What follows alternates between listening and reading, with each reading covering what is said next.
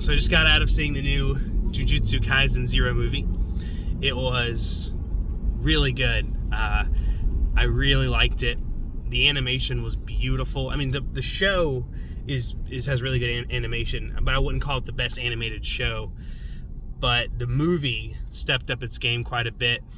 The only thing I probably would have liked to see a little bit more is a little more of Gojo, and maybe him. He really didn't have any fight scenes. He had one kind of fight, but the new main character was super cool. The question I have though, so I don't really like anime movies, mainly because they are kind of like offshoots or filler. They're filler movies, and they don't really contribute to the main canon or story. The Naruto movies are pretty good, but I don't necessarily like them because they don't matter in the grand scheme of things. They're basically filler the movie. That's why I liked the Demon Slayer Mugen Train movie that came out last year, because it was essentially season 2 of Demon Slayer. So watching this movie, I wasn't sure how it was going to be because I knew it wasn't going to be the next part of the story. But I will say the fact that they went to a prequel route and that it could tie in canon made it a little bit better for me. My main question, though, after watching the movie is the main character still alive during the first season of Jujutsu Kaisen? I don't remember seeing him. I could be wrong. I'm not a super huge fan of the show. Like I love the show, but I'm not a diehard fan that knows all the lore and backstory. But I don't remember seeing him in the first season. So was he there and I didn't know, or does he just disappear and so it's not really canon but it is?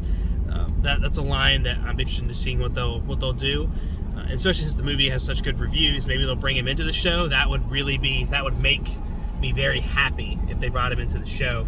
But I really liked how they used him. I liked how they brought in some characters from the show a little bit early on in their career. I really liked the use of the characters. There was a couple things like during the main fight when they kind of panned to some of the characters that really shouldn't have been in the movie, but they brought him in just as like fan service. It was like a quick montage of all the characters, like, hey, they're from the show. And they kind of did that, and I felt like we didn't really need to see that. I was fine with just the characters that they already introduced in the movie.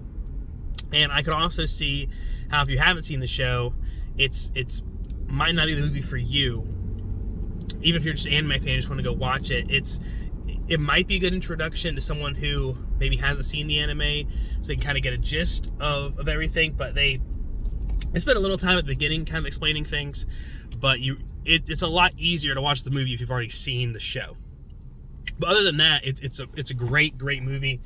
I was super satisfied with the fight scenes, the animation, the story. But yeah, I would give it just from again, I don't really like anime movies, but I would say just out of the anime movies I've seen, this is not including the Studio Ghibli stuff because that's on a whole nother level. But I would say that this is definitely one of the best anime movies I've seen.